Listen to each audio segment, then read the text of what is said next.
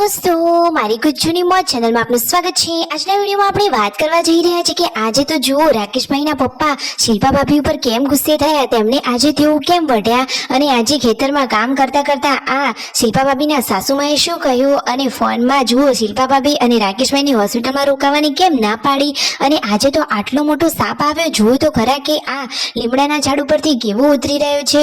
દોસ્તો આ બધા જ પ્રશ્નોના જવાબ મળશે તમને મારા આ વિડીયોમાં। મારી ચેનલ ઉપર નવા હોય તો ચેનલને ફટાફટ લાઈક શેર એન્ડ સબસ્ક્રાઇબ કરી દો। Full video in Thakor family blog channel દોસ્તો ફૂલ વિડીયોની લિંક ડિસ્ક્રિપ્શનમાં મૂકેલી જ છે, ત્યાં જઈને તમે આખો વિડીયો વોચ કરી શકો છો। આવી ટૂંકી ટચુકડી લાઈવ લેટેસ્ટ ટ્રેન્ડિંગ માહિતી મેળવવા માટે કરી દો મારી ચેનલને ફટાફટ સબસ્ક્રાઇબ। તો ચાલો દોસ્તો વધારે રાહ ન જોતા આપણે હવે વિડીયોની શરૂઆત કરી દઈએ છીએ। તમે વિડીયોમાં લાઈવ નિહાળી રહ્યા છો કે જુઓ આ લીમડાના ઝાડ ઉપરથી આ સાપ ઉતરી રહ્યો છે અને કેટલી સ્પીડમાં નીચે આવી રહ્યો છે। રાકેશભાઈએ આજે કેમેરામાં તેને કેપ્ચર કરી લીધો છે, તમને વિડીયોમાં લાઈવ જોવા મળી રહ્યો છે।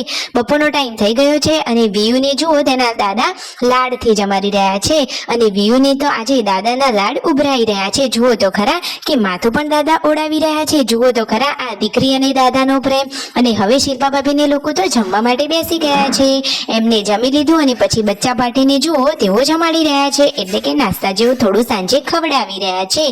એટલી કરતો ગુડ્ડુ સ્કૂલમાંથી ઘરે આવી ગઈ અને તેમના મમ્મી તો આ લસણ લઈને બેસી ગયા છે, કહે છે કે હવે ગમે તેવું લોકડાઉન આવે તો લસણનો સ્ટોક તો થઈ જ ગયો છે અને ઘરની મગફળીઓનું તેલ પણ કઢાવીને રેડી જ રાખ્યું છે, હવે તો બધું સ્ટોક થઈ ગયું છે, કોઈ બાબતની કોઈ ચિંતા જ નહીં।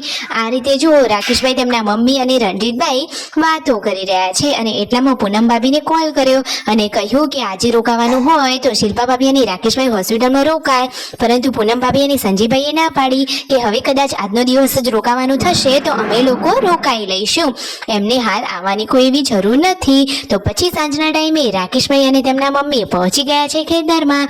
હજુ લસણ ખોદવાનું કામ પૂરું થયું નથી તો હવે પૂરું તો કરવું પડશે ને।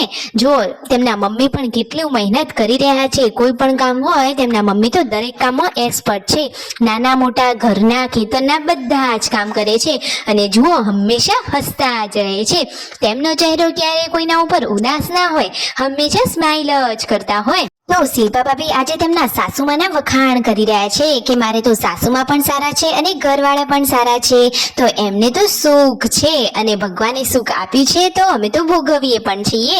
આ રીતે તેઓ ખેતરમાં વાતોચીતો કરી રહ્યા છે। જુઓ ઠાકોર ફેમિલીના લોકો કોઈ પણ કામ કરવામાં નાનમ નથી રાખતા, બધું જ કામ જાતે જ કરવાનું। અને આ બાજુ પાર્વતી ભાભી ખીચડી વઘારી રહ્યા છે સાદી જેન્સુ માટે અને હવે શિલ્પા ભાભી બનાવવાના છે વઘારેલી ખીચડી પરિવાર માટે। તો દોસ્તો આજે તો શિલ્પા ભાભી ઉપર તેમના સસરા એટલે કે રાકેશભાઈના પિતા કેમ ગુસ્સે થયા, તેમને કેમ વઢ્યા, શું કારણ હતું, શું શિલ્પા ભાભીને એ વાતનું કોઈ ખોટું લાગ્યું અને કયા કારણથી બોલ્યા હતા, શું પ્રોબ્લેમ હતી, એ બધું જ તમને આ વિડીયોમાં જાણવા મળશે। તો લાઈવ એને રહેજો, હમણાં જ થોડી ક્ષણોમાં બધી જ ખબર પડી જશે। તો જુઓ ફાઇનલી શિલ્પા ભાભીએ વઘારેલી ખીચડી રેડી કરી દીધી છે, તો સંજયભાઈએ ખોલીને ચેક કરી તો ખીચડી તો જોતા જ મોઢામાં પાણી આવી જાય એવી સરસ મજાની રેડી થઈ જાય। પરંતુ દોસ્તો આજે રસોઈ કરતા કરતા થઈ ગયું હતું ઘણું બધું મોડું, તો એમના પપ્પાને બધા લોકોને ભૂખ લાગી હતી। આ બાજુ કાજલબેનનો ફોન આવ્યો હતો, તેમના મમ્મી વાતચીત કરી રહ્યા હતા અને જુઓ શિલ્પા ભાભી ખીચડી રેડી કરી લીધી, પરંતુ તેમના પપ્પા કહે છે કે ખાલી બનાવી છે ખીચડી, એમાં પણ આટલું બધું મોડું કર્યું, કોઈ પકવાન તો ઠાર્યા નથી છતાં આટલું બધું મોડું, અને એની સાથે આજે રોટલીઓ પણ કરી નથી, ઓનલી જમવામાં છે ખાલી વઘારેલી ખીચડી। એટલા માટે તેમના પપ્પા થોડા ગુસ્સે થયા અને શિલ્પા ભાભીને બોલ્યા, પરંતુ દોસ્તો ઘરમાં આવું બધું તો ચાલ્યા જ કરે, એવું બોલે એનું શિલ્પા ભાભી ક્યારેય ખોટું લગાડતા નથી અને તેમના પપ્પા પણ એવી કોઈ રીસ રાખતા નથી, એટલે કે ખાલી તેઓ બોલે પરંતુ સાચી સલાહ આપે છે, ઘરમાં એકબીજાની વાતને કોઈને ખોટું લાગતું નથી। હંમેશા પરિવારમાં આવી રીતે જ રહેવું જોઈએ, કોઈ કશું કહે તો થોડું સાંભળી અને સહન કરી લેવું પડે। શિલ્પા ભાભી તો કામે લાગી ગયા છે। વિડીયો ગમે હોય તો લાઈક શેર એન્ડ સબસ્ક્રાઇબ।